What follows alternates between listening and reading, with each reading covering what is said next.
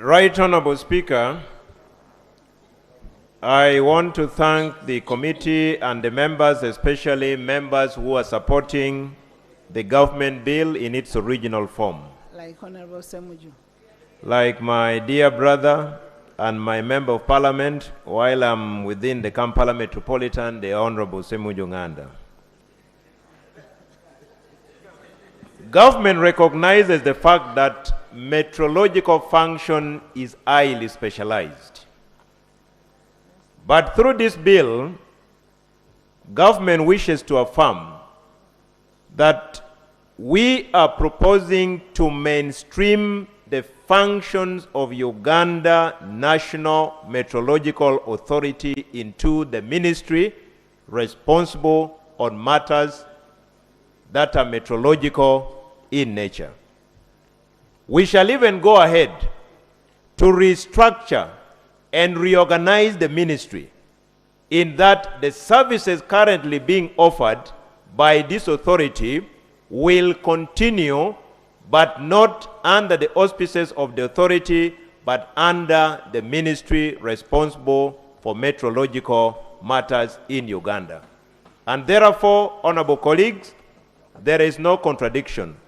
Will it continue to operate? Yes, in that the functions currently executed by this authority will be executed through the line ministry, where we are going to restructure and reorganize. So, Right Honorable Chair and Right Honorable Speaker, we want to affirm that we are in the right trajectory. No one should be worried that the functions currently performed by this authority will be in vain. It shall continue, but under the mainstream ministry. Thank you. Thank you. Thank you so much, Honorable. Government motion.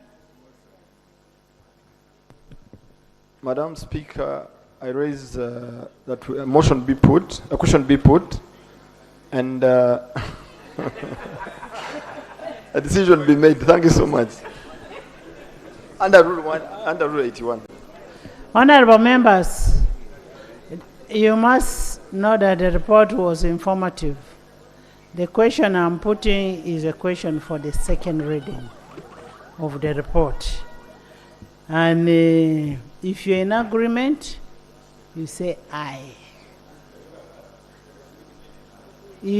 Meaning that we continue with the bill. If you are not in agreement, like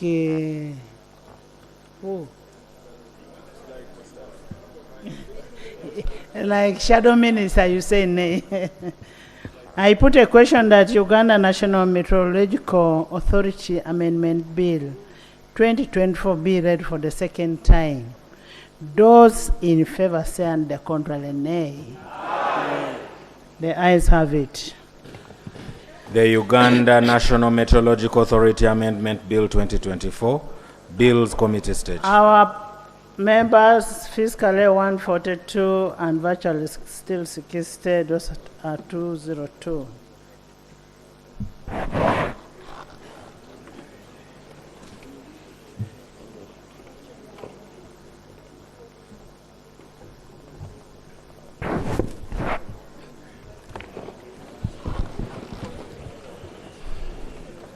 Clause 1.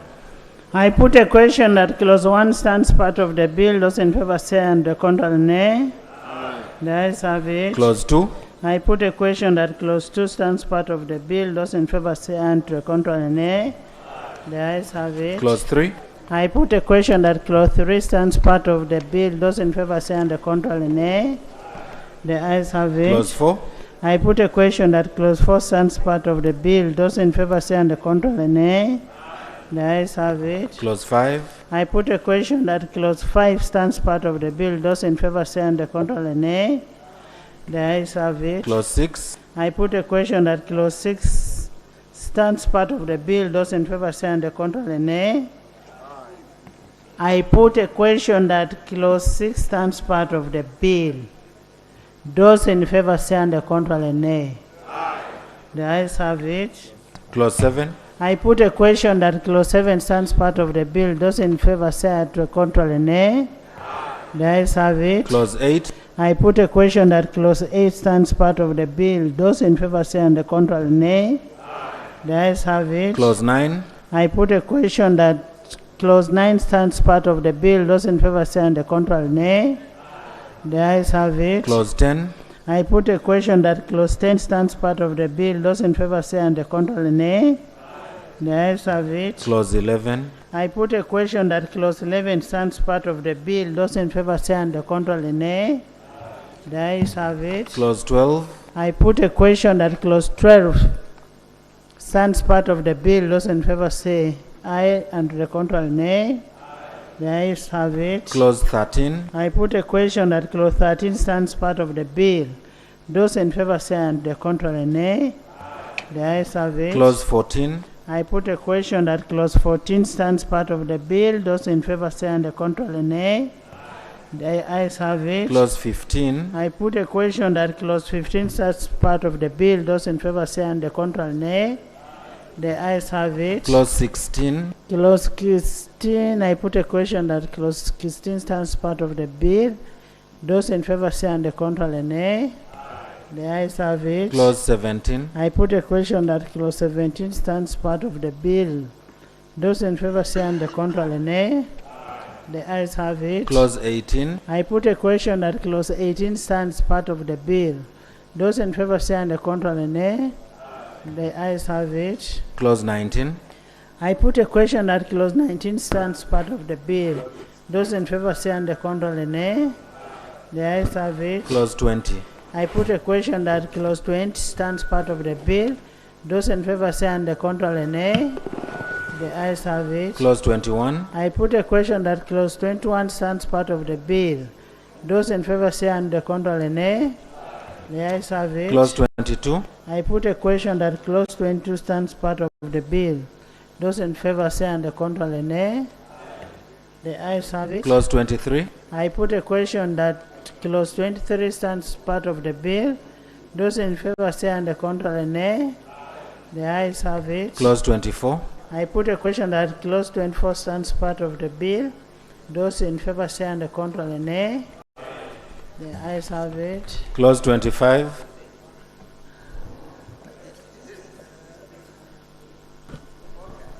Landlord, stop disturbing us. I put a question that clause 25 stands part of the bill. Those in favor say and to the contrary, nay. The ayes have it. Clause 26. I put a question that clause 26 stands part of the bill. Those in favor say aye and contrary. The ayes have it. Clause 27. I put a question that clause 27 stands part of the bill. Those in favor say and the contrary, nay. The ayes have it. Clause 28. I put a question that clause 28 stands part of the bill. Those in favor say and the contrary, nay. The ayes have it. Clause 28. I put a question that clause 28 stands part of the bill. Those in favor say and the contrary, nay. The ayes have it. Clause 29. I put a question that clause 29 stands part of the bill. Those in favor say and the contrary, nay. The ayes have it. Clause 30. I put a question that clause 30 stands part of the bill. Those in favor say and the contrary, nay. The ayes have it. Clause 31. I put a question that clause 31 stands part of the bill. Those in favor say and the contrary, nay. The ayes have it. Clause 32. I put a question that clause 32 stands part of the bill. Those in favor say and the contrary, nay. The ayes have it. Clause 33. I put a question that clause 33 stands part of the bill. Those in favor say and the contrary, nay. The ayes have it. Clause 34. I put a question that clause 34 stands part of the bill. Those in favor say and the contrary, nay. The ayes have it. Clause 35.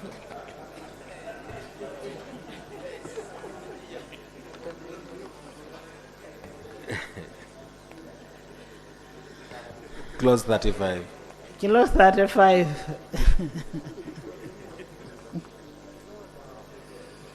I put a question that clause 35 stands part of the bill. Those in favor say and the contrary, nay. The ayes have it. Clause 36. I put a question that Clause 36 stands part of the bill. Those in favor say and the contrary nay.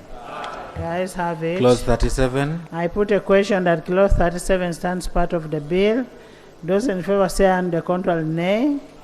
The ayes have it. Clause 38. I put a question that clause 38 stands part of the bill. Those in favor say and the contrary nay. The ayes have it. Clause 39. I put a question that clause 39 stands part of the bill. Those in favor say and the contrary nay. The ayes have it. Clause 40. I put a question that clause 40 stands part of the bill. Those in favor say and the contrary nay. The ayes have it. Clause 41. I put a question that clause 41 stands part of the bill. Those in favor say and the contrary nay. The ayes have it. Clause 42. I put a question that clause 42 stands part of the bill. Those in favor say and the contrary nay. The ayes have it. Clause 43. I put a question that clause 43 stands part of the bill. Those in favor say and the contrary nay. The ayes have it. Clause 44. I put a question that clause 44 stands part of the bill. Those in favor say and the contrary nay. The ayes have it. Title. The title, I put a question that the title stands part of the bill. Those in favor say and the contrary nay. The ayes have it. Motion for resumption of the House. Honorable Minister.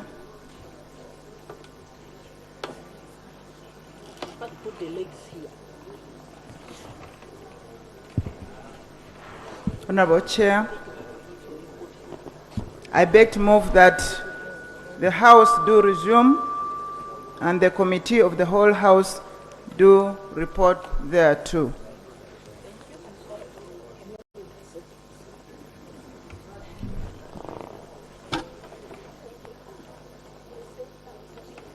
I put a question that the House does resume and the Committee of the whole House reports thereto.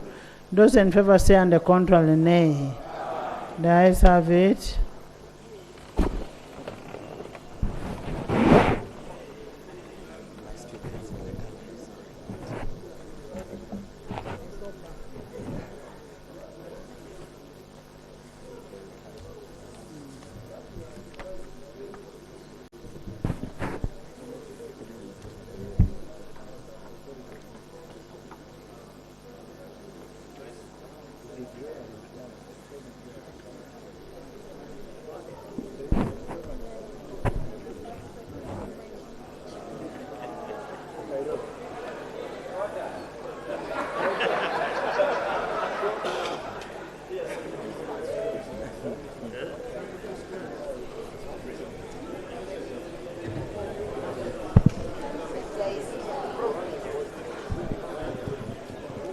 Report of the Committee of the whole House.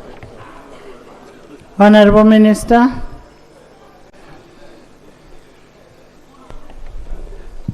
Right Honorable Speaker, I beg to report that the Committee of the whole House has considered the bill entitled the Uganda National Meteorological Authority Amendment Bill 2024 without an amendment. I beg to report. Motion for adoption of the report of the Committee of the whole House. Honorable Minister.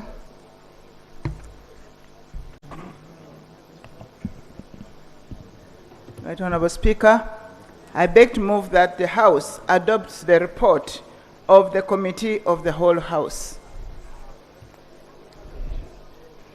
I put a question that the report of the Committee of the whole House be adopted by this House. Those in favor say and the contrary nay. 2024.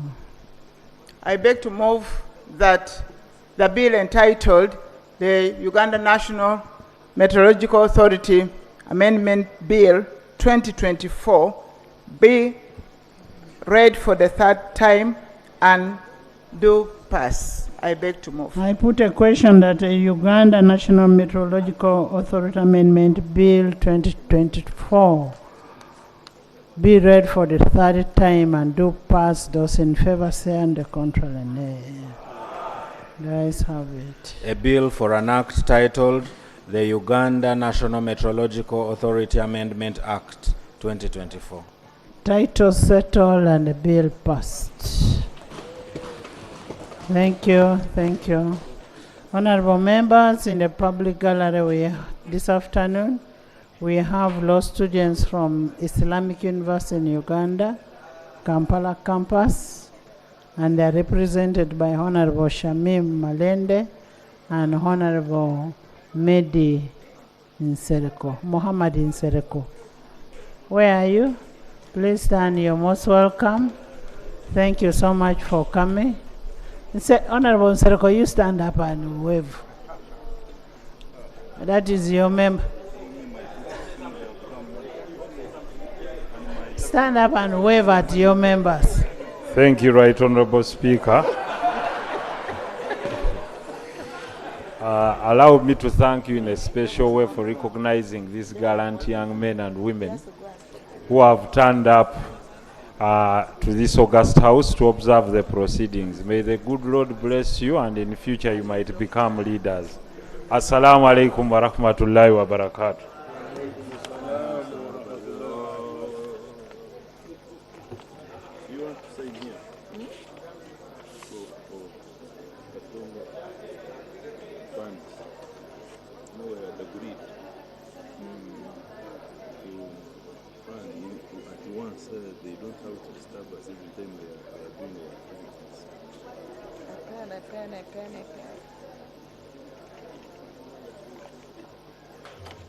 You know, we sign here, then also totally farm everything. Then me, mine, I didn't move. Because it was so expensive, because the NRIs have made it very difficult.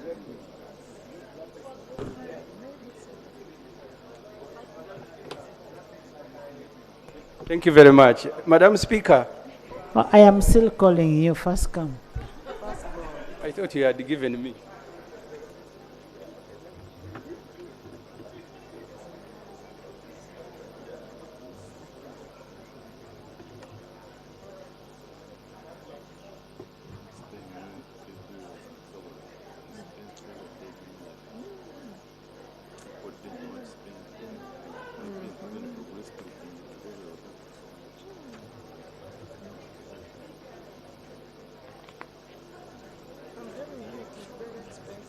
It's very expensive for now. Very expensive for us members of parliament. For me, I'm alone. The university,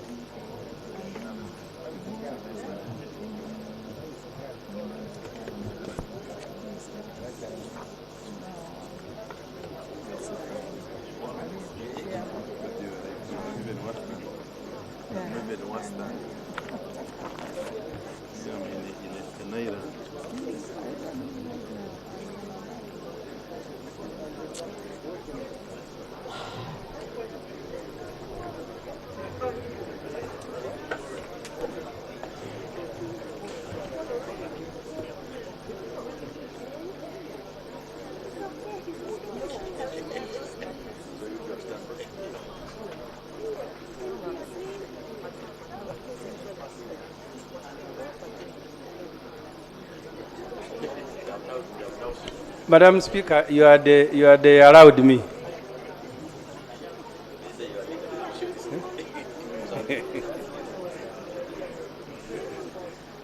People are standing.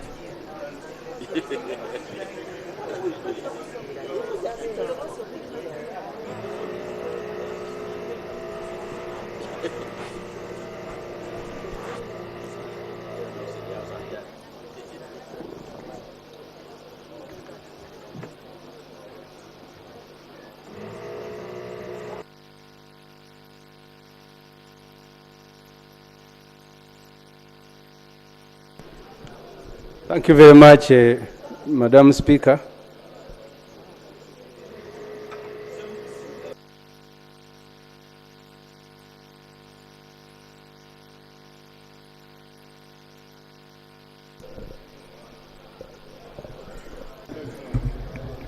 Thank you very much, Madam Speaker.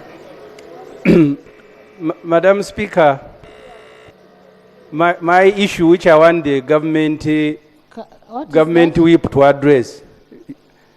Why have the NRM MPs lost faith in the government? That they bring here a bill and they say when it goes to the ministry there is a problem. Can the government whip address that matter? Why have your members lost faith in the government? Because that's the reason they are opposed to rationalizing. They think when departments, agencies are taken back to government, it is trouble. So can you address Parliament on that?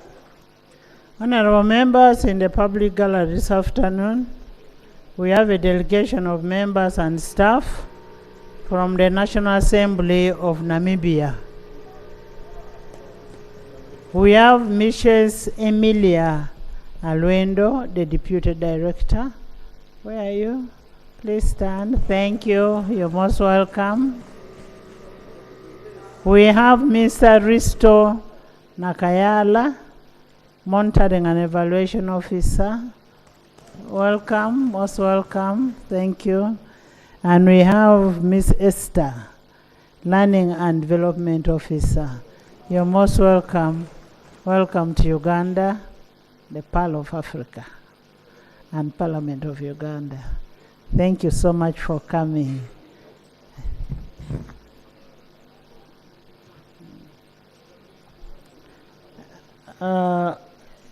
Yes.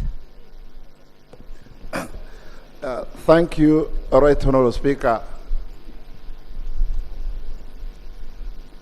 I have noticed that most of these particular bills we are passing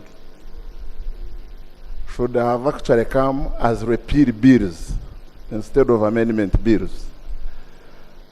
Like this particular one we've just passed, you will realize there is only one clause, and that is the saving clause. Because we cannot legislate to transfer functions from a body created by Parliament to a ministry which is not created by an act of Parliament. So I will invite the Attorney General in the near future, once these bills have been assented to subject them to law revision so that they are deleted from our law books. Yes. Because most of what we are considering should have been actually repeal bills, not amendment when you only keep one clause. So after the transferring, after they are sent, you will now bring the miscellaneous revision so that we they are have deleted from the law books. Exactly. Thank you. Honorable members, next item. The next item, let's look at the Uganda National Commission for UNESCO. Bills. We'll look at NFA when we come back from lunch. Bill second reading. There is a question, but before we do that, we have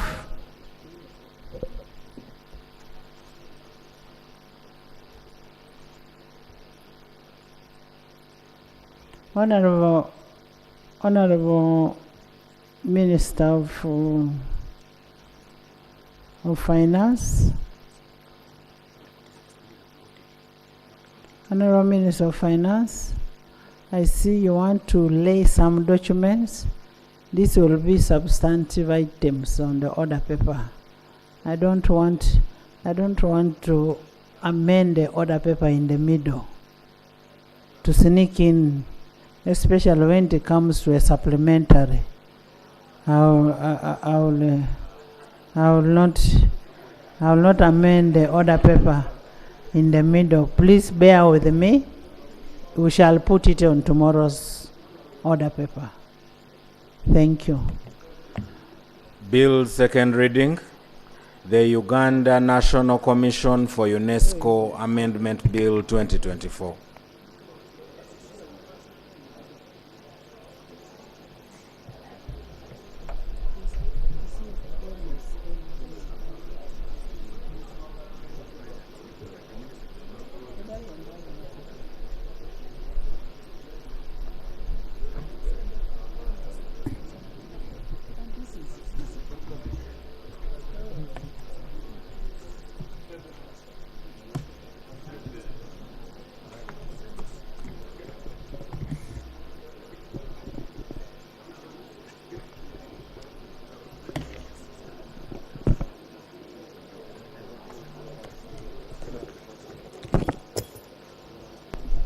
Honorable Minister, can you move a motion? Honorable members will handle NFA in the afternoon. After lunch. We are coming back after lunch. And a bill where that is very sensitive, where we don't agree, I will ask people to vote, to raise their hands, so that we know that it is really true that you've rejected it. Yes, Honorable Minister. Right Honorable Speaker, I beg to move that the bill entitled Uganda. You want your answer? I have another very serious procedural issue. As Obua prepares the Honorable, the other one. Honorable Bua. Honorable Obua, our rules require that the minister who has signed on the bill presents the bill. This particular one, the one who has signed on it is Janet Museveni. That's the bill we have. No, I am reading the way it is written on the bill, so that is in your head. I'm reading the bill. She's Honorable Janet Kataha Museveni. She has not written Honorable Janet. Maybe I But need. out of respect, she's a member, she's a honorable member. It costs you nothing. Absolutely. Honorable Janet Kataha Museveni Tibuhaburwa. So, Madam Speaker, until this rule is suspended, we cannot proceed with another minister who has not signed the bill coming here to present a bill. This is what the rules say. Honorable members, Rule 130, second reading, that is one. Subject to this rule, the Vice President, the Minister, or any other member in charge of the bill shall move that bill. Bill be read as a second time and may speak to the motion. Honorable Kaduchu is a minister in the Ministry of Education. And okay, if you so wish, I am suspending Rule 130 and can Honorable Kaduchu now read the bill. It is not entrenched.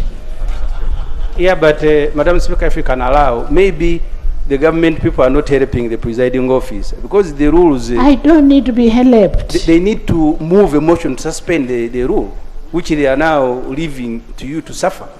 Honorable Kaduchu is a minister of education. Ibra. I know how Ibra really wants the first lady to be here.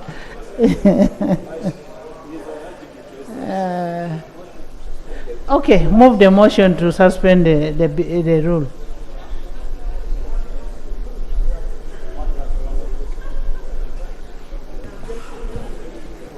Right Honorable Speaker, I would wish to humbly request that before I comply with your directive, I would first read verbatim the provision of Rule 130. 1. Second reading. Subject to this rule, the Vice President, Minister, or other member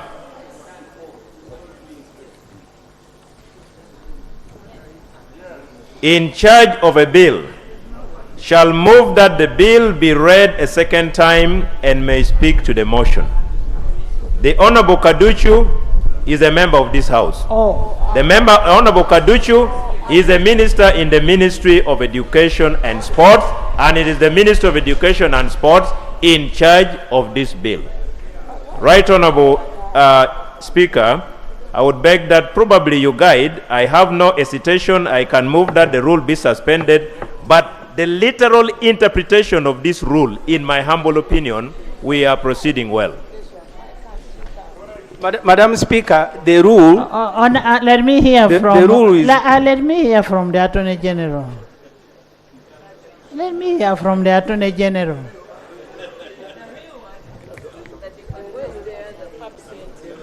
Well, Right Honourable Speaker, I agree with your interpretation. You do not need to suspend this rule. Honourable Kaduchu can present the bill. Actually, that is the Attorney General. Yeah, but Madam Speaker, let me be on record, if you can allow. This rule is in respect of a minister presenting a bill. In case it is a private member's bill, that's when it refers to a member. There's an order. Right Honourable Speaker, many times the presiding officers in this House have made it clear that no member should access a microphone without the permission of the presiding officer. Is it in order for my friend Honourable Semujunganda Haji to access a microphone? Al-Haji, not Al-Haji, to access a microphone without your permission and divert the House and derail it from doing its work? Is it in order? Honorable members. Honorable members.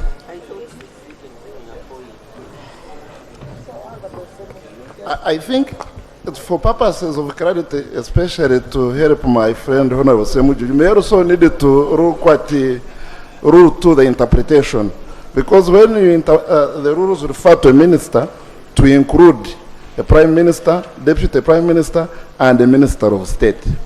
So Honorable Kaduchu, as a minister of state, is fit and proper to read this particular bill.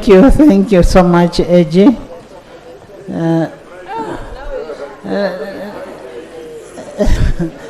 Yes, can you move a motion?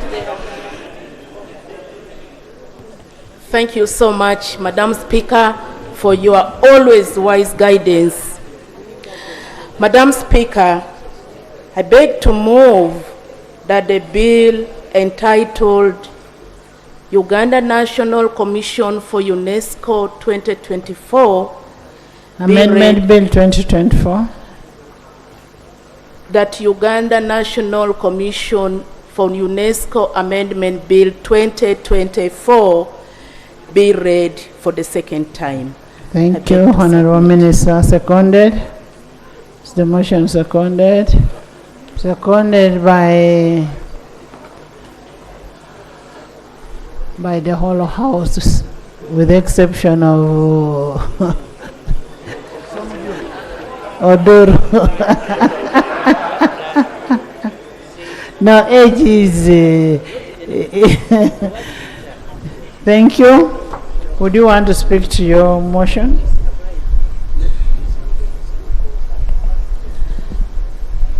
Right Honourable Speaker, the policy and the principles behind this bill is to give effect to the government policy for rationalization of government agencies. We are not hearing you, ma'am. Right Honourable Speaker, the policy and the principles behind the bill is to give effect to the government policy for rationalization of government agencies and public expenditure, which was adopted by the Cabinet on 22nd February 2021. There were defects in the existing law, Right Honourable Speaker and Honourable Members. The bill states the defects in the existing law as follows. The Constitution establishes a definitive number of government agencies, including constitutional commissions, authorities, boards, local councils, and other statutory bodies. These were established to perform a certain specific constitutional functions. Over the years, however, there has been a proliferation of agencies established by the Acts of Parliament. Executive orders and administrative arrangements. Whereas most of the agencies are necessary due to the critical nature of the functions they perform, government has established that a certain limited number of agencies were established without due consideration to the aspects of institutional harmony, functionality, duplications, overlaps, and affordability. Government has also established that some agencies have served the purpose for which it was established. The mandate of a few other agencies has been overtaken by events. Such agencies need to be rationalized. More importantly, Madam Speaker, the proliferations of agencies has created mandate overlaps and jurisdictional ambiguities among the agencies. Additionally, the high cost of administering the agencies has drained the national treasury at the expense of effective service delivery. This has overstretched the capacity of government.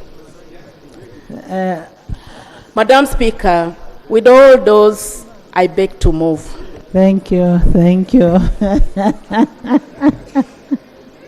Thank you.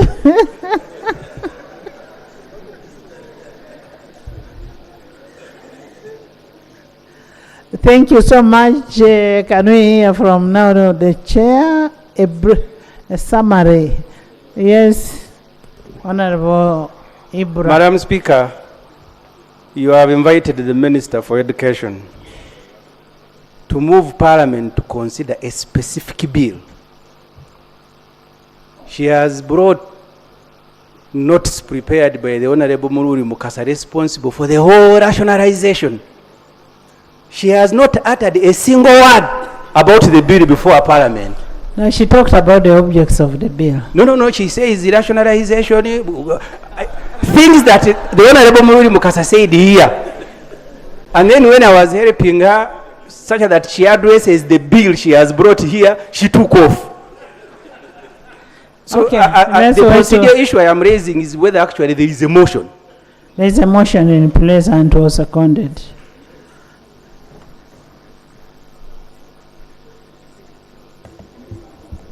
Okay, Honorable. Madam Speaker and honorable members, allow me to present a report on the Committee on Education and Sports on the Uganda National Commission for UNESCO Amendment Bill 2024. Madam Speaker and honorable colleagues, allow me to lay on table a copy of the report and the minutes. I beg to lay. Please lay. Madam Speaker and honorable members, you allow me not to go to so many details. Allow me to look at the observations of the committee. The committee observed that the structure of the Uganda National Commission for UNESCO does not implement the current National Commission for UNESCO Act 2014. For instance, whereas the Uganda National Commission for UNESCO Act 2014 provided for the National Commission for UNESCO to be a body corporate with a board was appointed for one term and it was never renewed. During the committee interaction with the Uganda National Commission for UNESCO, it stated that the staff of the commission are public servants earning government salary and recruited by the Education Service Commission.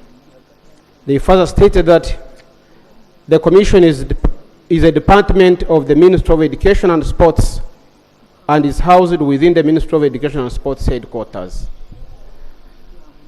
Madam Speaker and honorable members, following this brief background and after the interaction with the ministry, the committee now recommends that the Uganda National Commission for UNESCO Act 2014 is accordingly amended because several provisions have been redundant since its enactment.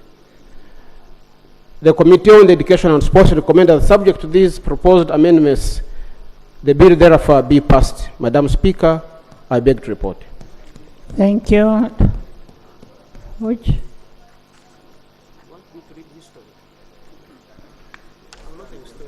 Honorable members, you've heard from the chairperson.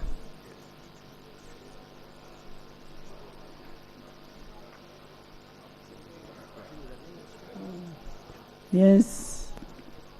Thank you, Honorable Speaker. Honorable Speaker, may the chairperson of the committee, I wish you could listen.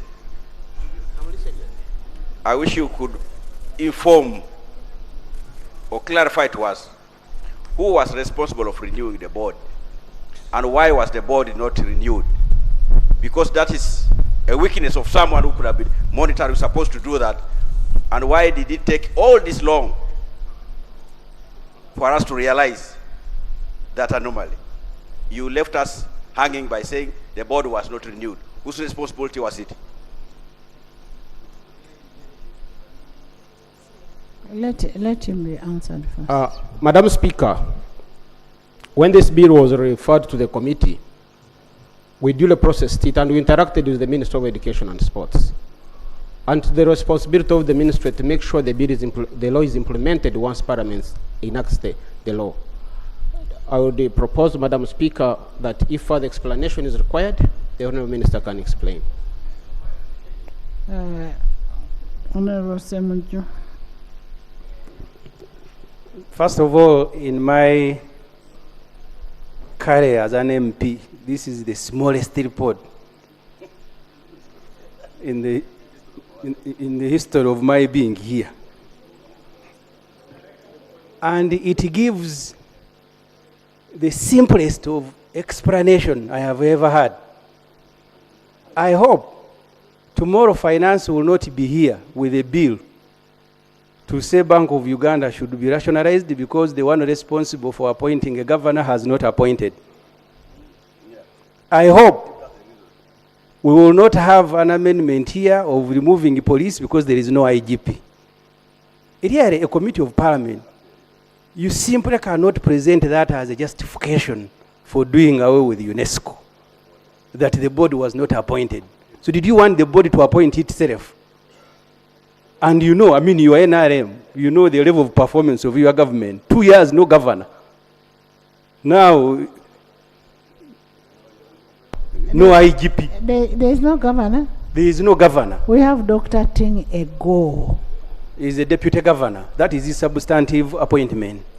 The Act of Bank of Uganda says in the absence of the governor, the deputy automatically becomes the governor. Why are you chasing away, doctor? We have Mero Wama, you speak. They want the doctor to go away. To go where?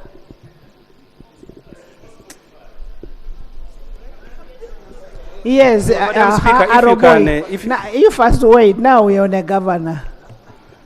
Right Honorable Semuju should know that there is a man called Ating Ego. Doctor. A doctor, a very competent person, a Ugandan. Or for IMF. Now, to say that is not there, just maybe because you don't like his face, is very unfair. Madam Speaker. And where he comes from. Maybe from where you come from, you are excited about being deputies, deputy president, deputy. I am only saying he should be appointed governor. If you are offended, I am sorry. Because if where you come, you are satisfied with the deputies. My apology. Madam Speaker. No, Honorable, they have a full speaker. I am not a deputy. No, by his submission, you need to resign and go back to become a deputy speaker. Madam Speaker, we are considering a bill. I am not, I don't resign because I was not appointed. I was voted in by 415 members. All these members you see here. And my first vote was from Honorable Semuju, Nganda, Haji. Because it was secret ballot, but me, I voted as man Basariu. That was my proxy. Madam Speaker, honorable members, let's finish UNESCO. We go for lunch. We come back for. more serious bills. That's why we need a reason. Yes. I told you, Madam Speaker, the opposition supports a lean government. In fact, me, I will support every agency that you bring here and you want to take back. I will support it. Eagerly waiting for the day you will bring a motion to reduce ministers, RDCs, even members of parliament districts. So I am your supporter. I don't need to recruit me, Honorable Boa. But at least give me a reason. A minister was dwelling on a lecture given in a workshop. When the chair of the committee stood up, he gave one sentence that there is no board. Therefore, you guys, you remove UNESCO. I am only begging you, give me a reason to support you, please. Tell us. Honorable Minister.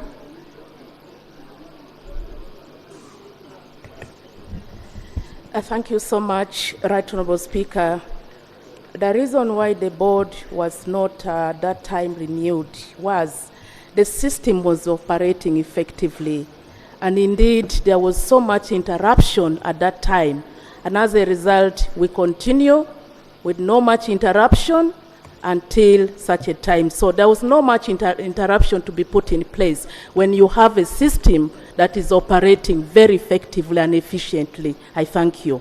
And now you want a lean system. You want to reduce the so many authorities and you want to lean a lean system. And after rationalization, we shall also move maybe to cabinet or whichever. So a lean system. You are very right, Madam Speaker. The system was actually redundant. Very true. Thank you. Yes. Can I invite the Honourable Minister now, instead of bringing this bill as an amendment bill, we actually have it as a repeal bill. And we just repeal this thing, close the debate, and we go home.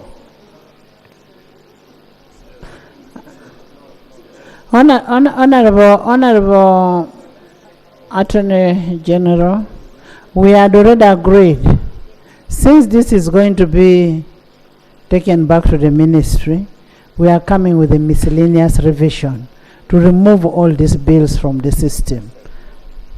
Yes. I now put a question that the Uganda National Commission for UNESCO Amendment Bill 2024 be read for the second time. Those in favor say and the contrary nay.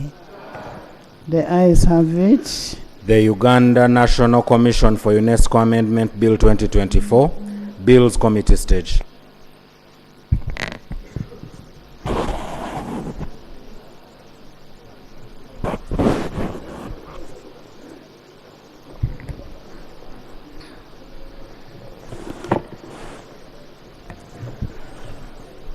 Clause 1.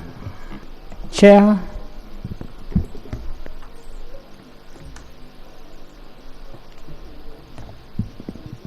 Clause 1, interpretation. Clause 1 is amended by deleting the definition of commission. Justification: the definition of the word commission in the clause is inconsistent with the same word in the Principal Act. Minister. Madam Speaker, I agree with the committee. Honorable Niwagaba. Well, Madam Chair, we should actually have begun with because we normally end with the interpretation clause. So my view is we should have begun with the clause 2. Yeah, with clause 2. Okay. Clause 2. Clause 2. Clause 2, Madam Speaker, objective. Clause 2 is amended in 2A by inserting immediately after the word commissions the words established by the Constitution. Justification: to avoid inconsistency arising from the use of the word commission, as the word is defined differently in the Principal Act. Minister. Madam Chair, I agree with the committee. AJ. I thought you're removing commissions. Madam Chair, there is no need to amend anything in this particular bill because literally we are repealing. This is not a bill that will be on our statute books. So nothing to amend. Just let's go to clause by clause. We pass the bill as it is, and we get back home. Because you're taking the bill back to the ministry. Yes. That's why the owner of the bill should have been there to guide. Madam Speaker, unless the House, through your advice otherwise, with this current law, there is a board that is overseeing, it was supposed to be overseeing the operations of the commission. As per this report, after the board expired, they could not renew it, and it became redundant. So now, in the view of the committee, we felt, and in the spirit of this bill, we felt that if the board, the corporate status could be removed and the functions go back to the ministry, and the current secretariat continues operating the way it is operating, instead of having this law in place. And that was my argument. You see, you cannot legislate to transfer services to a ministry which you do not create by an act of parliament. When you look at clause 3 actually says we are dissolving the board which was established under this bill. So what are you trying to amend? Just concede clause by clause. Let us not attract debate on this particular matter. You have nothing to amend.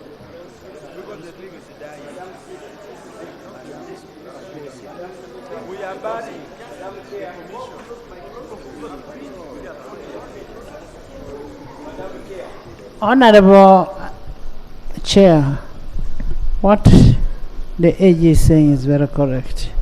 All your clauses should be as it is, since you're taking it back to the ministry. You are agreeing with the government position. You don't have any amendments that you need to. Just hold on.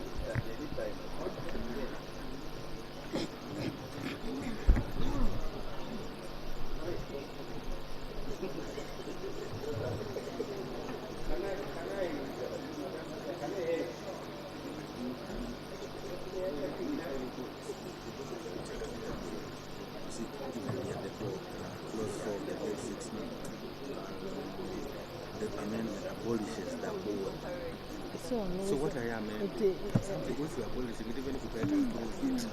So let's sounds part of the bill. Go to one. Clause 1. Clause 1. Clause 1. Clause 1 stands part of the bill. Those in favor say aye, the contrary nay. The ayes have it. Clause 2. Stands part of the bill. Those in favor say aye, and to the contrary nay. The ayes have it. Clause 3. Clause 3 stands part of the bill. Those in favor say aye, and to the contrary nay. The ayes have it.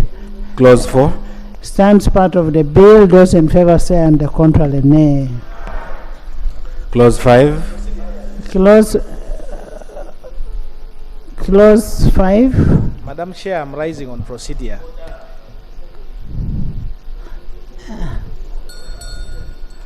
On which clause?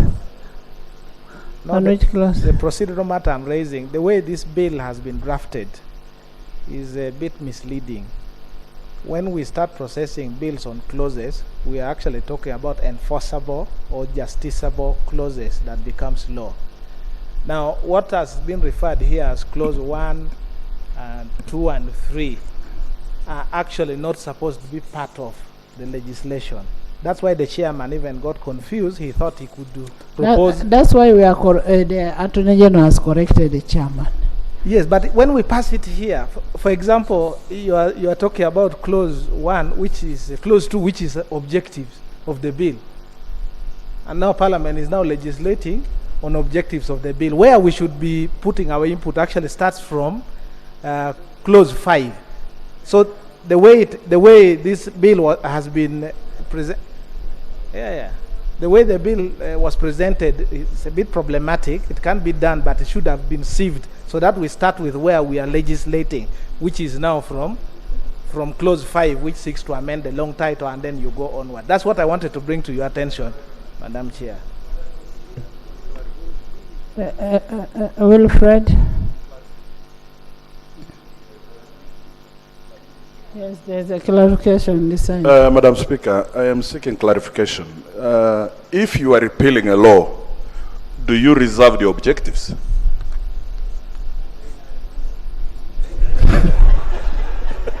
I'm just asking because Honorable Jonathan Odur is saying... They are not repealing the law. They are only trying to take it to the ministry.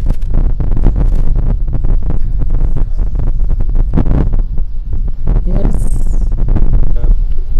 Madam Chair, I am expressing fear.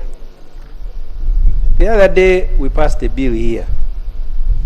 The Deputy Attorney General went to the President with his full participation and said we coerced them. You now have a minister who has gone silent with the chair there. I don't know what they are. And we are, so the procedure issue I'm raising is whether we should not stand over this bill. They do some consultation. When There we is turn, no, then there is no consultation. There is nothing in this bill. This bill is, we are going to bring it under miscellaneous. Wilfred, in the absence of Attorney General, is the Attorney General?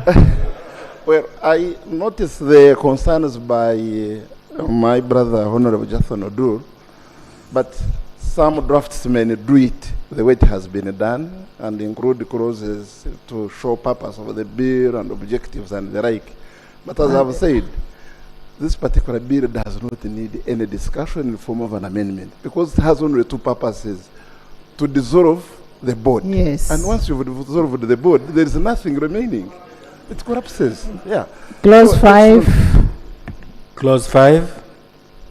I put a question that clause 5 stands part of the bill. Those in favor say and the contrary nay. The ayes have it. Clause 6. I put a question that clause 6 stands part of the bill. Those in favor say and the contrary nay. The ayes have it. Clause 7. I put a question that clause 7 stands part of the bill. Those in favor say and the contrary nay. The ayes have it. Clause 8. I put a question that clause 8 stands part of the bill. Those in favor say and the contrary nay.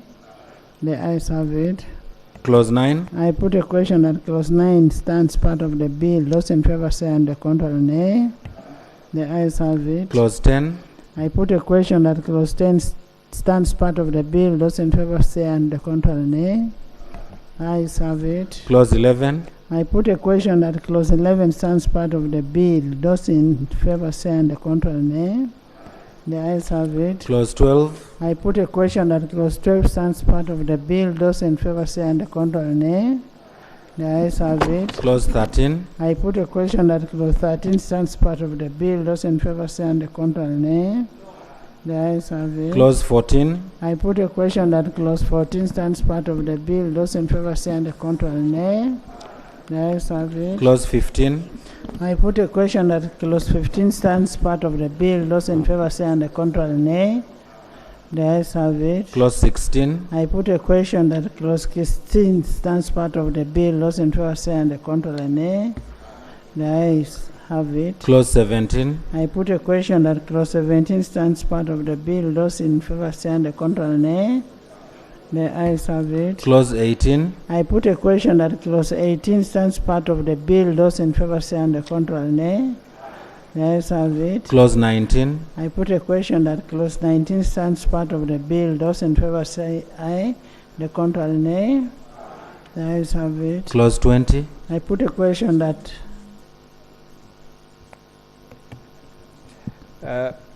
Chair, clause 20 seeks to amend section 18 of the Principal Act by repealing subsection 2. Now in subsection 2 of the Principal Act, the minister, it states the minister shall in consultation with the board appoint officers and staff to the office of Ugandan's permanent delegation as may be necessary for the proper and efficient discharge of the functions of the commission under this act. Now in subsection 1, it establishes a permanent delegation to the UNESCO headquarters in Paris. Now, subsection 2 provided for how you constitute staff and member officers to be based in Paris. If we repeal it without providing the mechanism of appointment of such officers and constituting the delegation, it would be problematic. So in the premise, I would propose that where the minister was required to consult with the board, we have dispensed with the board.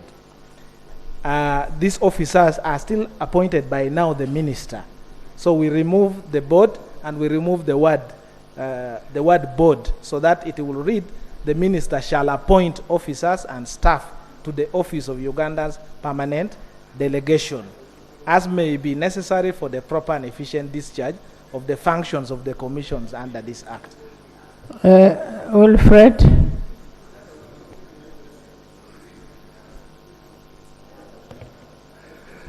No, I think that's why I said we do not need to look at any amendment in this particular bill. We are not amending this bill because they messed up. Yeah, you will end up messing it up. One, we are disbanding the board, it is going back to the ministry, so the ministry will do its work as usual, administratively. But you are calling clauses. So which, and I want to understand him, because if you are calling clauses and we are passing them, it means we must pass them properly. My understanding of what we are doing now is that actually we are doing it the shabby way of government that they are removing. We are not doing a shabby way. How would you pass a bill when you don't go clause by clause? The proposal of the Honorable Nwagaba, the earlier bill, was actually to delete every clause. That's how I understood him. No, Honorable Nwagaba, you first listen, that your proposal was to delete every clause. Are we deleting? It is not deleting. We are going to delete the whole of this law using the miscellaneous. Yeah. We are taking this back as a department in the Ministry of Education. Yeah. First, what we need to understand is that there is the body called UNESCO. We are not doing away with UNESCO. No. So, since UNESCO will remain in existence, it must be administered by some authority. In the past, it was the board, and it was a corporate body. Now, government has decided that we don't want it to be administered as a corporate entity. So there must be now somebody else responsible for its administration, which is now the minister responsible for education. Yes. Meaning that the functions, the delegations to Paris and etc. still remains. Yes. And there must be somebody responsible for designating those officers. Now this section, this clause seeks to repeal, and it will leave it hanging, and it can easily be a source of conflict. Now, who is responsible? We are looking at the Principal Act, not this bill of theirs. I have both here. That's why I'm raising it. I have both. But they are the owners of the bill. I was just trying to help. If they are satisfied with the confusion, I am okay with it. Madam Speaker, there is no confusion, through Madam Speaker. I think when we come to report to the House, we discuss and agree on whatever we agree upon as a House. I just wanted to re-echo, Madam Speaker, that I agree with what Honorable Doris is trying to explain. If you can allow to read verbatim, it's very small. Section 18(2) of the Principal Act. We are on 20. I'm on the Principal Act. Yes. On the clause, on the bill, we are on 20, Madam Speaker, but in the Principal Act, it is Section 18. Okay. The way it is now, it has to be, since the board is dissolved, it has to read different from this. Currently, it reads, the minister shall, in consultation with the board, appoint officers and staff to the office of the Uganda's permanent delegation as may be necessary for the proper and efficient discharge of the functions of the commission under this act. That's how it reads. So I'm saying, Madam Speaker, I'm agreeing with Honorable Dool that we say the minister shall appoint. Madam Chair, we've already passed clause 16. 18. Yeah, clause 16 in this particular bill. And clause 16 speaks for itself. It says the ministry responsible for education in consultation with the Ministry responsible for public service, shall appoint or designate a public officer of the ministry who shall be referred to as Secretary General and who shall be responsible for the administration and the operations of the commission. We've already passed the responsibilities to the ministry. So there is nothing more to talk about anything to do with the board. Because you are trying to resurrect something which is already dead. Madam Chair, there are two powers of appointments. The one we have provided under Section 16, which amends the Principal Act, is related to appointing a Secretary General who will be the head of Secretariat within the Ministry of Education. That is what we have passed under for 16, which amends Section 14 of the Principal Act. Now, under 20, there is another office based in Paris. Okay, draft, That's what I wanted to amendment. Draft for me the amendment that you wanted. The chair has under already 20. accepted and captured it in the spirit to delete the board. Yes. And that's what I'm saying. Draft for me the amendment. Propose the amendment of 20. Under 20, the proposed amendment would be to delete the word board. So that, and the justification is that to allow the minister exercise the function directly without referring to a board which does not exist now, because the board has been taken away. Wilfred. Well, in order not to waste time, let it pass as he has proposed. No, it shouldn't be like that. As you say, Right Honorable Chair, my considered opinion is that this particular entire act is technically being repealed, and the only transferring the functions under the act to the ministry. And I'm saying we do not legislate for the ministry, because the ministry is not created under an act of parliament. Now, trying to make amendments to this bill as if you are actually keeping this act in any way whatsoever when it is technically being repealed is wasting our time here.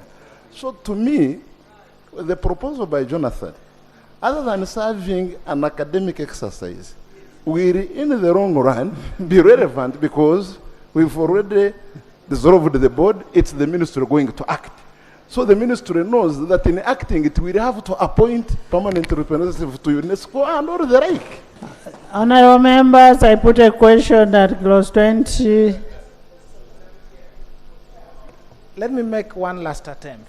Under clause 5, we passed this amendment, the long title.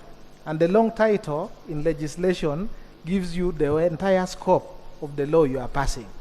And we have said an act to provide for the establishment and operation of Uganda National Commission for UNESCO, to provide for the object of the commission, to provide for the functions and the secretariat and related matters.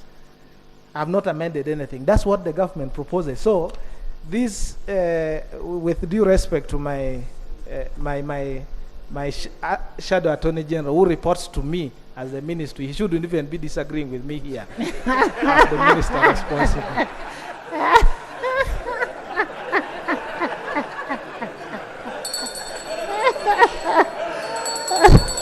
Honorable members, I put a question that clause 20 stands part of the bill. Those in favor say and the contrary nay. Ayes have it. Clause 21. I put a question that clause 21 stands part of the bill. Those in favor say and the contrary nay. The ayes have it. Clause 22. I put a question that clause 22 stands part of the bill. Those in favor say and the contrary nay. The ayes have it. Clause 23. I put a question that clause 23 stands part of the bill. Those in favor say and the contrary nay. The ayes have it. Clause 24. I put a question that clause 24 stands part of the bill. Those in favor say aye, and the contrary nay. The ayes have it. Clause 25. I put a question that clause 25 stands part of the bill. Those in favor say aye, and the contrary nay. The ayes have it. Clause 26. I put a question that clause 26 stands part of the bill. Those in favor say aye, and the contrary nay. The ayes have it. Clause 27. I put a question that clause 27 stands part of the bill. Those in favor say aye, and the contrary nay. The ayes have it. Clause 28. I put a question that clause 28 stands part of the bill. Those in favor say aye, and the contrary nay. The ayes have it. Clause 29. I put a question that clause 29 stands part of the bill. Those in favor say aye, and the contrary nay. The ayes have it. Clause 30. I put a question that clause 30 stands part of the bill. Those in favor say aye, and the contrary nay. The ayes have it. Clause 31. I put a question that clause 31 stands part of the bill. Those in favor say aye, the contrary nay. The ayes have it. Title. Title.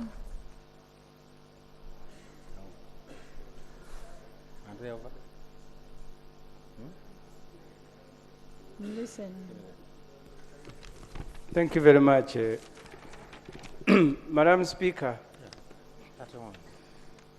I really hope us as Parliament will not be like traders who were complaining that the government had established a tax called the EFRIS.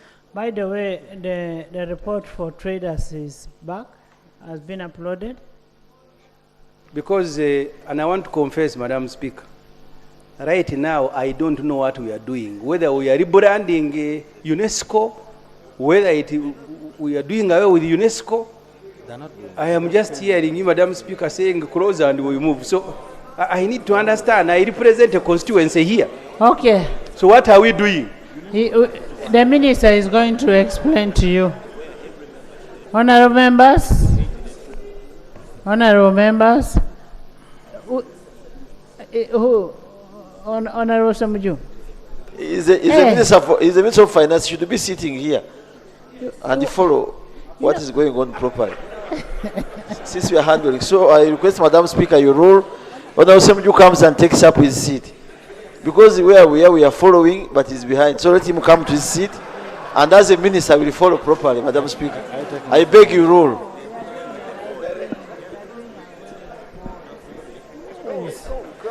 I put a question that the title stands part of the bill. Those in favor say and the contrary nay. Motion for The ayes resumption. have it. Motion for resumption of the House. Honorable Minister. Madam Chairperson, I beg to move that the House do resume and the Committee of the whole House reports thereto. I put a question that the House resumes and the Committee of the whole House reports thereto. Those in favor say and the contrary nay. The ayes have it.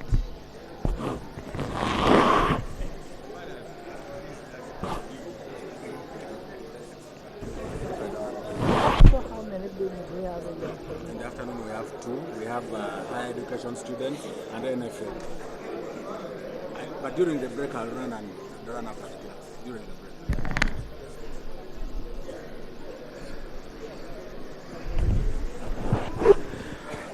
Report of the Committee of the Whole House. Honorable Minister. Madam Speaker, I beg to report that the Committee of the whole House has considered the bill entitled the Uganda National Commission for UNESCO Amendment Bill 2024 and pass it without amendments. I beg to submit. Motion for adoption of the report of the Committee of the Whole House. Honorable Minister.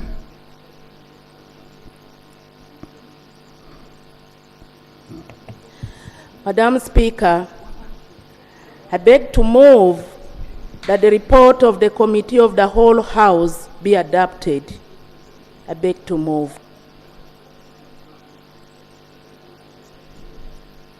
I put a question that the report of the Committee of the whole House be adopted by this August House. Those in favor say and the contrary nay. The ayes have it. Bills that the Uganda National Commission for UNESCO Amendment Bill 2024. Honorable Minister. Madam Speaker, I beg to move that the bill entitled the Uganda National Commission for UNESCO Amendment Bill 2024 be read the third time and do pass. I beg to lay. Quorum still stands. I put a question that the Uganda National Commission for UNESCO Amendment Bill 2024 be read the third time and do pass. Those in favor say aye and the contrary nay.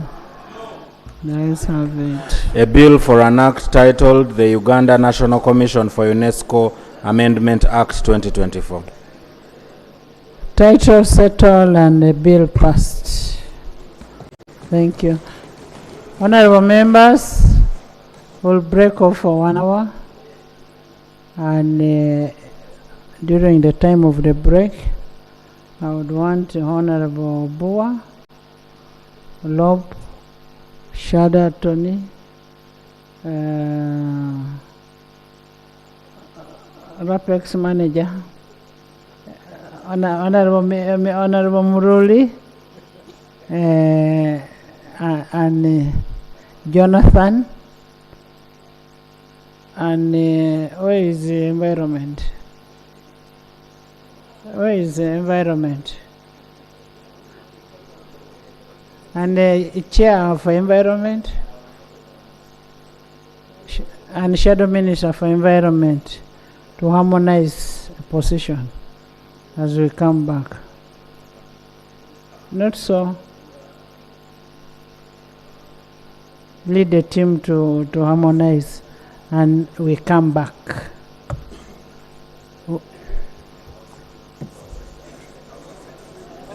The house is suspended for 1 hour, not adjourned. We are coming back for the bills.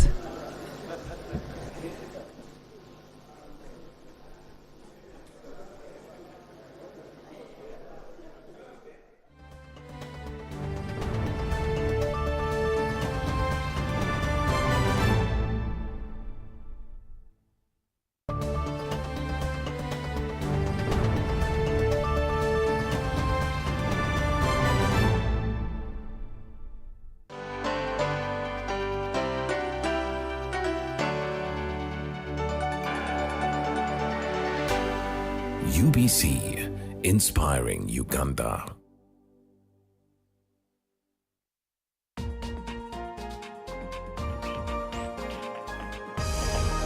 This week on UBC. As a child, I've always been so jolly, like so annoyingly, like I was called, they used to always call me happy, like I was too happy all the time. I was that child that's always smiling, always happy. I would always find ways of, making people smile. Like I've always been, trust me, my body is covered in scars from climbing trees and climbing flowers. I think it's because I'm from the Nchima clan. That's why I was like a little monkey, always climbing everything. Yeah, I was the school entertainer. I used to entertain people. Were you the music prefect?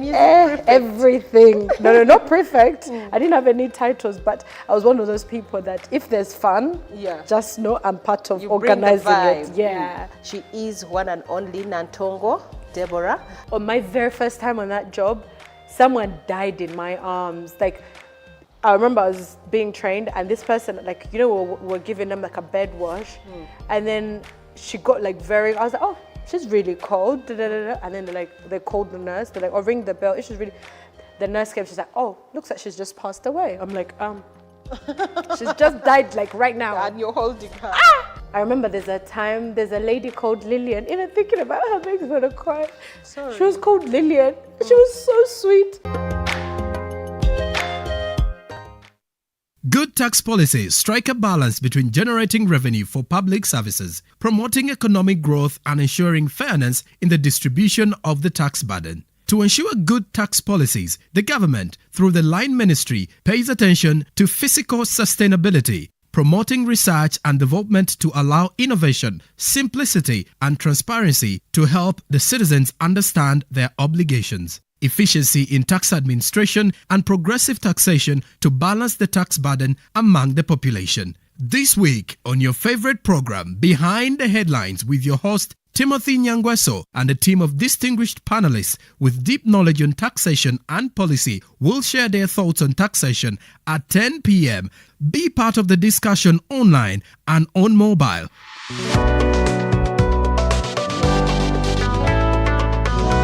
All on your public broadcaster, UBC, inspiring Uganda.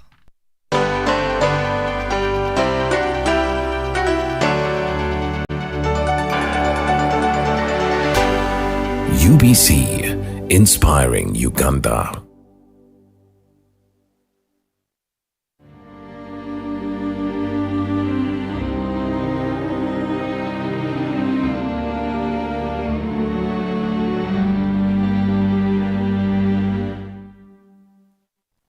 Can I ask you to talk to me about your family? How did you meet your wife? My wife I met her in Chicago, where I was a student in 1958, just before I left America. We got married in England, in London, in 1959. When I came back in 1958 on holiday after 7 years, after 2 weeks of holiday, my mother took me aside and said, "Look, I have observed you, you have changed. And I don't think there is a girl around here for you. Therefore, if you find somebody you like, just let us know." That was great. And with that, I was emboldened to take out a photograph of Camille and showed it to my mother. She was very excited, took it to my father, and they were all so relieved that she was black and not white. There were 4 girls who were friendly to my wife. There was Joyce Mpanga, Daudi Mpanga's mother. Then there was this Nalule, Miria Nalule, who became Mrs. Obote, and Mrs. Jackson Tongo, who was a Kayanja, and another girl who was teaching at the Zambia Police Primary School. These girls used to come to our house on number 2 Dundas Road on Kololo. And Obote and some of the northern MPs from Legico would also come to my house occasionally for free drinks because they didn't have a lot of money. So Obote met Miria in my house at number 2 Dundas Road. They fell in love. They announced that they were going to get married. I was the best man of Obote and Miria. Uganda company donated a Ford car with a convertible. Yeah. And Abdel Nasser, the president of Egypt, sent 24 sets of placings of silver, pure silver, knives, forks, spoons, 24 as a gift. There were so many gifts. I remember someone offering me as a best man, said, "What does the best man want for the wedding?" I said, "The best man is not getting married." He said, "Would the best man like to have a car as well?" I said, "No, because the best man is not getting married." Now, the reason I talk about Nasser's silver is because when the coup took place, somebody went and took that complete set which Obote had never used. Amin had already taken over, by the way, in 71. And he was getting worse and worse. So I was told, as chairman of Uganda Argus, the board meeting will be in Nairobi on Monday because the other directors are proceeding to Johannesburg. So you must be there. So I got on the plane on Sunday morning. When I got to the Intercontinental Hotel, I found a note from Mr. Bill Buse, the managing director of Consolidated Properties, which owned Uganda Argus, saying, do not come back until I tell you to do so. And I thought I would last maybe a week or 2 weeks. But things turned out to be getting worse. And eventually, the following week, my family joined me, also carrying one suitcase each, ostensibly going to school in Kenya for the children. And that's how we escaped from Amin to come to Nairobi. Eventually, we got somebody to come and pack the house with some of the things being stolen. We'll never know exactly what was stolen and what was not stolen. Anyway, it was put in storage. Then the man who was an assistant town engineer for Kampala, called Charles Libbard, from Guyana, South America, moved into the house. He was honorary consul general of Guyana. That's why you see that flagpole. He used to fly the flag of Guyana here. So he moved into this house. And he would pay rent to you? He never paid rent. He took advantage of my being away and Amin's difficulty, and he refused to pay rent. He lived in here until 1976, when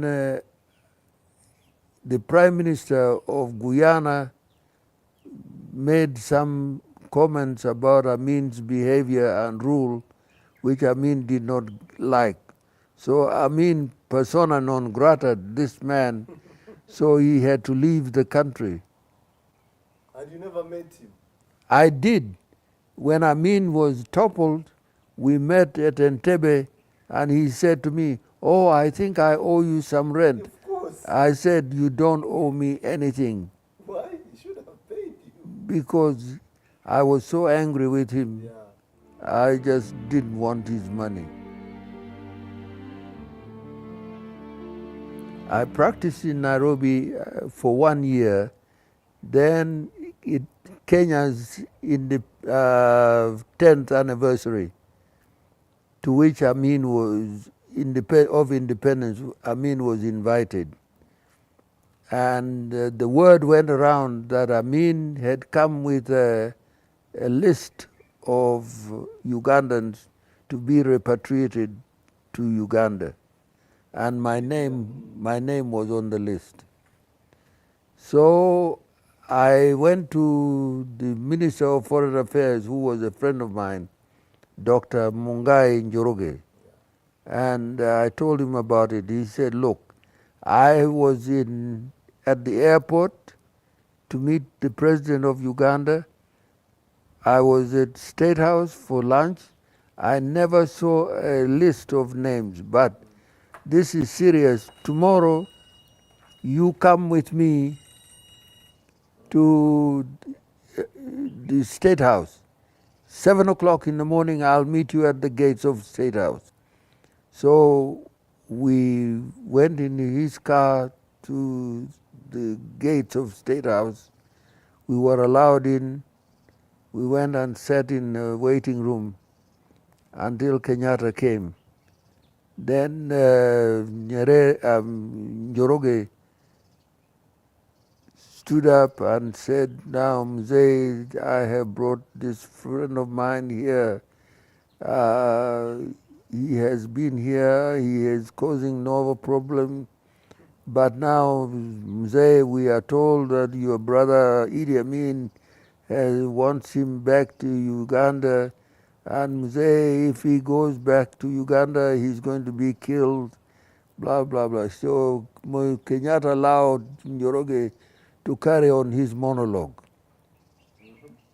When he finished, Kenyatta laughed, and then he said in Kiswahili, huyo mtoto ni mjua sana, hawezi rudi Uganda, nyinyi toka.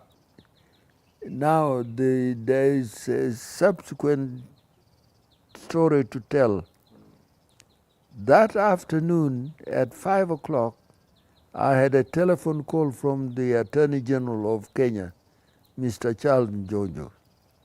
He said, there are 2 people in my house, and he was not far, he was my near neighbor. And he said, one of them is bigger and darker than you. The other one is smaller and browner than you. One is the head of the special branch, the other one is the head of GSU.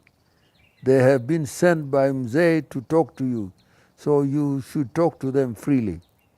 So these 2 people came, and they said, we have been sent here by President Kenyatta to discuss your security. And there began a relationship between me and the head of the special branch and the head of the GSU, which went beyond the call of duty. Because what they did was they armed me with a pistol. They put a guard at my house to guard my house. He was paid for by the Kenya government. And they told me something which frightened me. They said, if you think somebody is following you, you enter into a shop. If he enters or hesitates at the door, you move to another shop. If he does that 3 times, shoot him. Don't shoot to hurt, shoot to kill. We will arrest you and we will know what to do with you. That case will never come to the High Court. And it happened. It happened? Yes, because you see that house down there is also mine. There was a Ugandan from the West Nile who moved into that house, and he did not pay rent. He occupied it because yes. Yeah. And when I wrote to him asking him for rent, he took my letter to the golf club and showed it to people. Look at this idiot writing to me from Kenya saying I should pay him rent. Why can't he come and pick the rent here? So I made up my mind that if I ever met that man, I would shoot him. So what happened? Amin is toppled. Ugandans ran to Kenya as refugees. And who do you land? One morning at 8 o'clock, coming to work, there was this figure in front of me. I have the gun loaded. Here is the man I wanted to shoot. And he begged me for 50 shillings, Kenya shillings. He was so desperate. Instead of shooting him, I gave him 500 shillings. He was so pitiful, he was not worth killing. And that was, no, I will tell you the name because he's dead now. That the name is Agadidi. Yeah. He is the man I had vowed to shoot. And when I had all the opportunity to shoot him, he was not worth killing. I was very well established in Kenya. You had property there? Yes. And then I was, when Amin was still in power, I was told that a young man from Tanzania wanted to see me. His name was called Museveni. So we arranged to meet for lunch at the Red Bull restaurant, where all the top Kikuyu politicians used to have lunch, including Charles Njonjo. And this young man came, and he had a cap drawn over his head. You couldn't see his face very well. We sat in a corner. And this young man told me that he was prepared to wage a protracted war against Amin. So I said, how long is this protracted war? He said, 1 year, 5 years, 10 years, 20 years. When he said 20 years, I looked at myself and I said to myself, in 20 years I'll be dead. This man is a dreamer. So I wrote of Museveni. Yes. Because to me, protracted war for 20 years against Amin.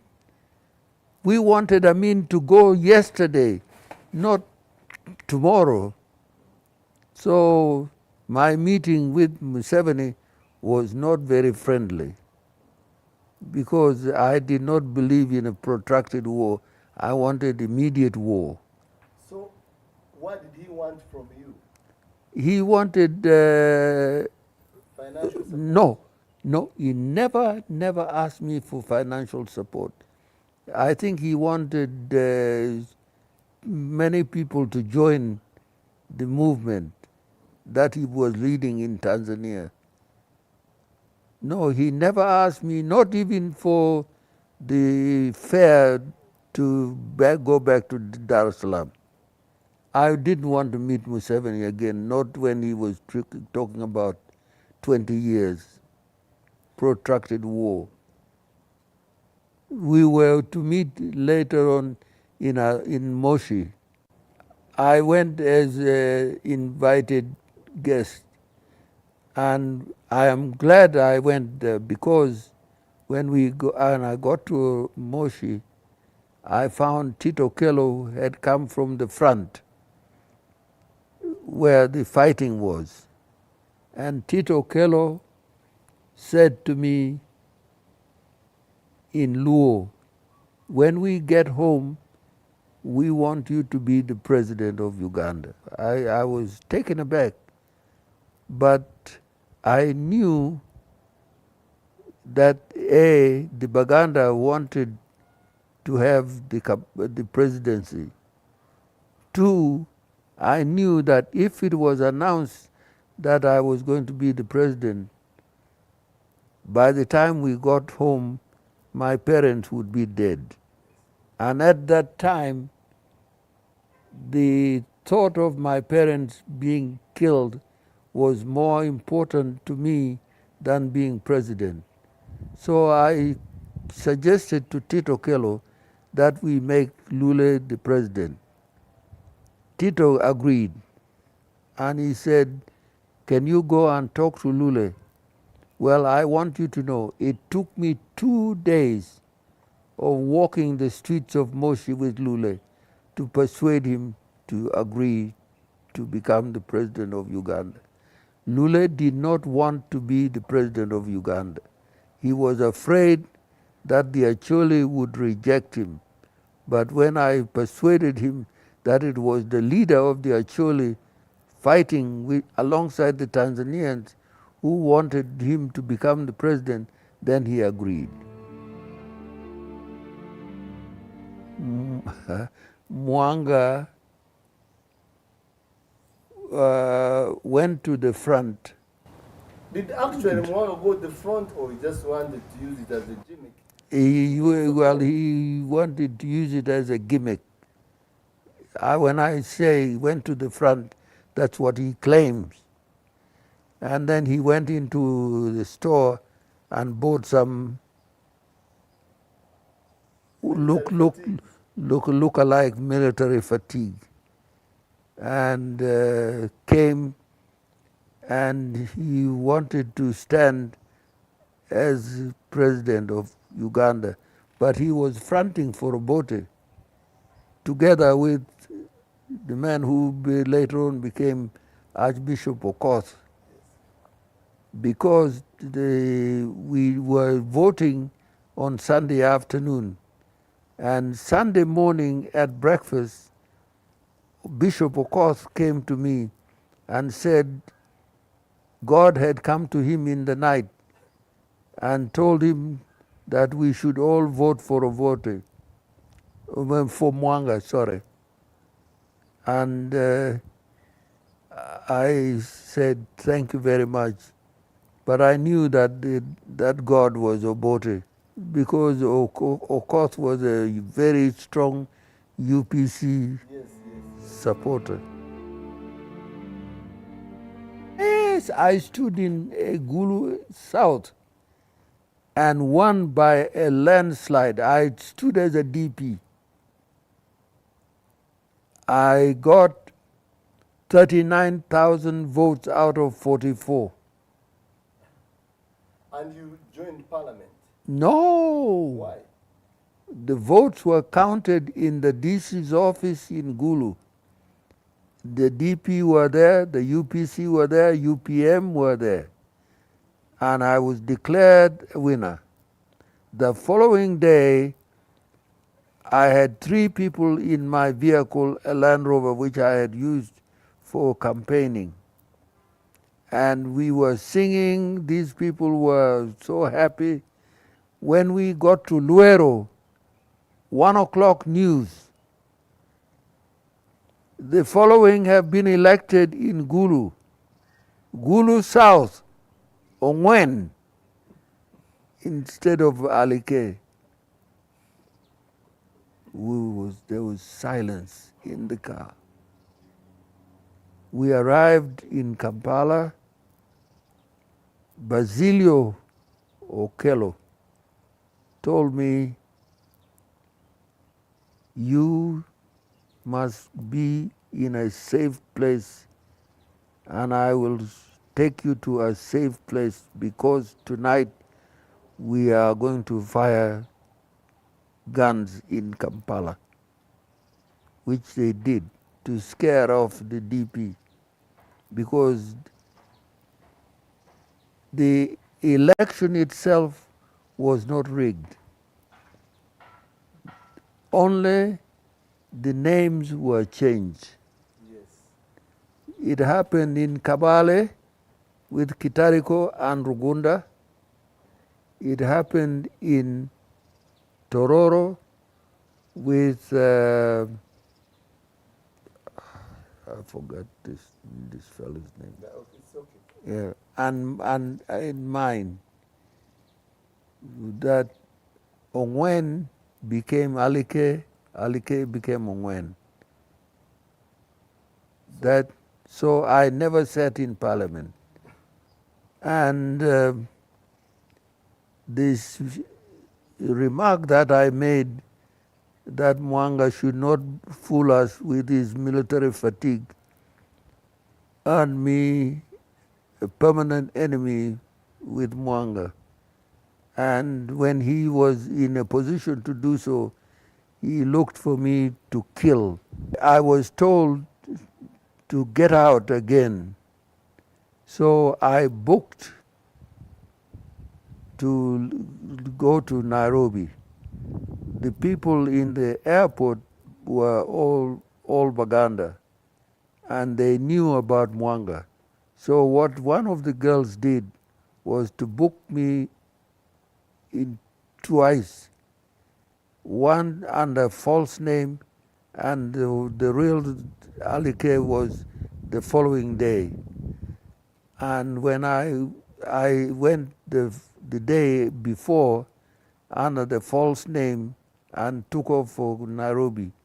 The following day, when the real Alike was supposed to go, Mwanga's people were waiting for him, except he didn't show up.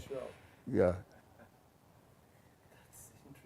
So you went back into exile in Kenya? Yes, I went back into exile in Kenya. Because that had become your second home? Yeah.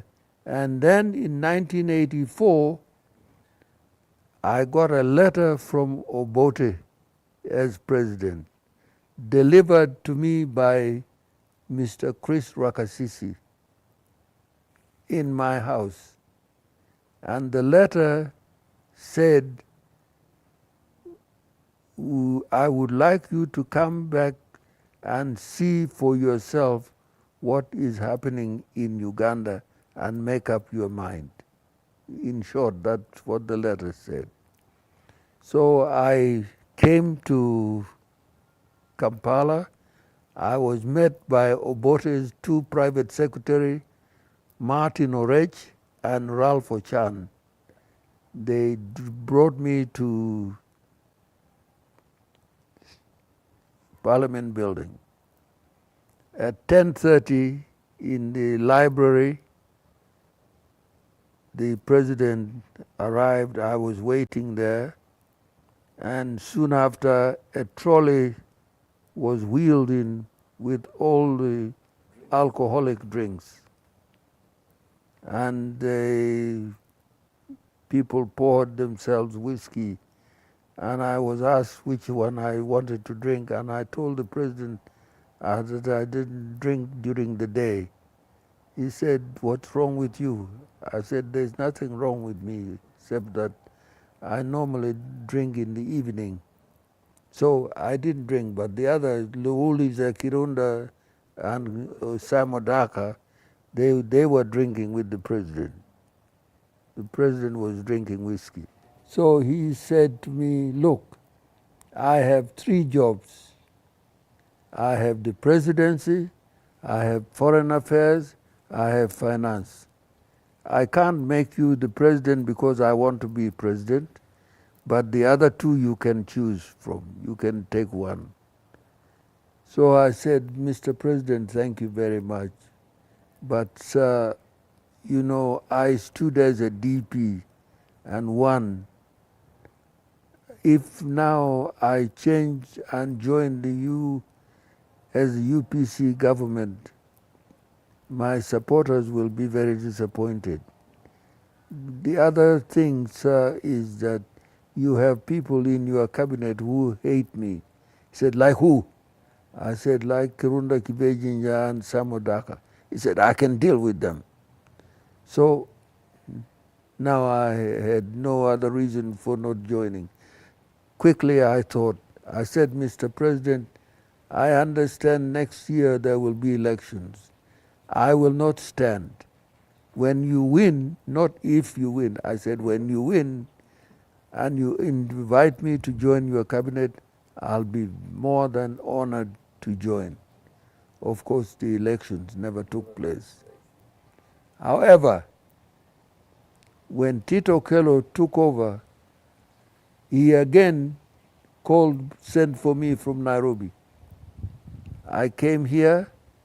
The first 3 days, I did not see him, so I went back. So he called me again. I came here, and when I eventually saw him, he didn't say anything. So I left. But before I left, Basilio invited me to his house on Ibis Vale, on Kololo. And while I was there, he called one of his soldiers. He said, "Kwena nilete gari, Mercedes." And I thought he was probably sending this man to a pool of cars, and didn't think much of it until I left him to go back to the hotel where I was staying. When I turn on the television, there was news of a young man who had been shot and killed and his car robbed.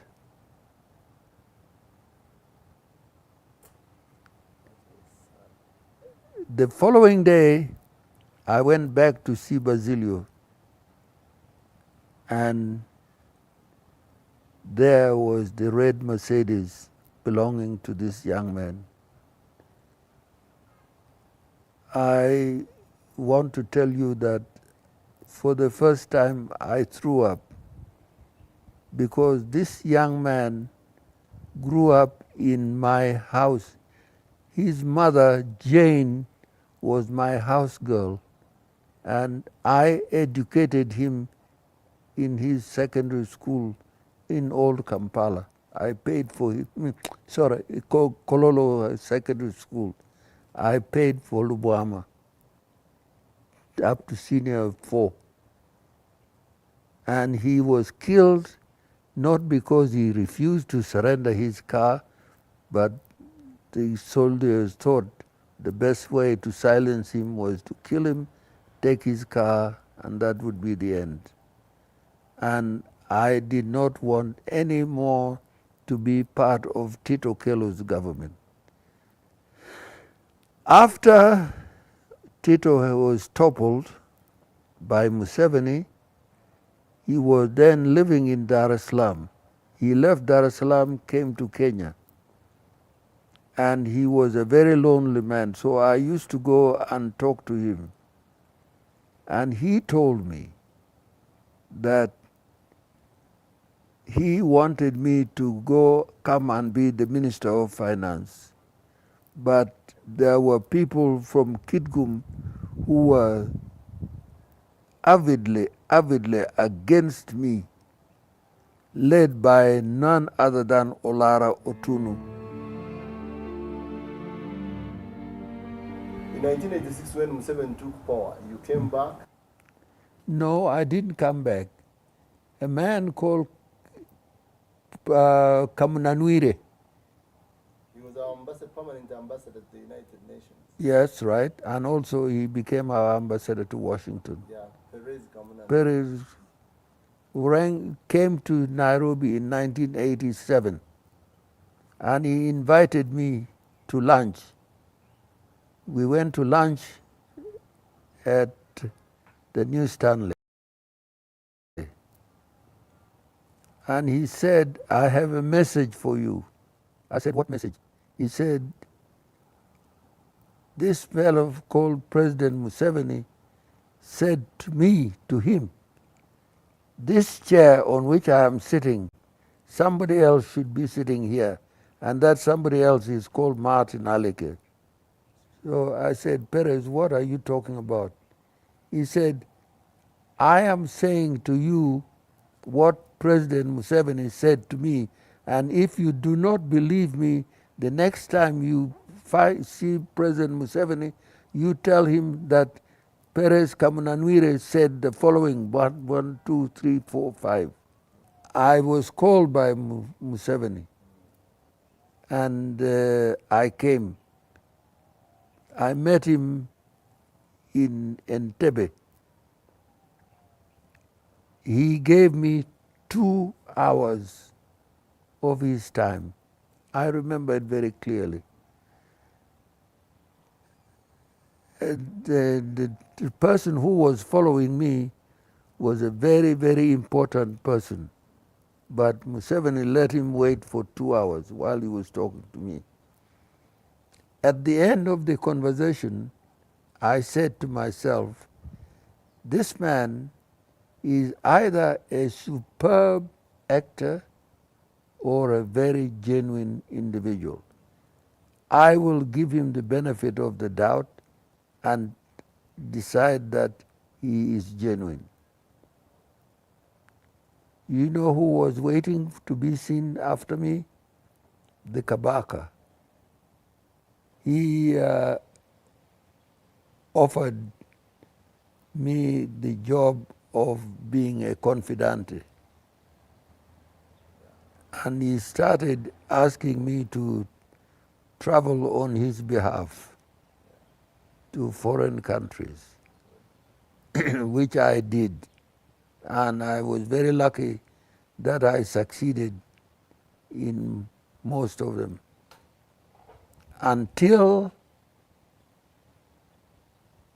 he asked me to go and talk to the Americans about Pan American over Lockerbie, because Uganda was the chairperson of African Union, and Libya wanted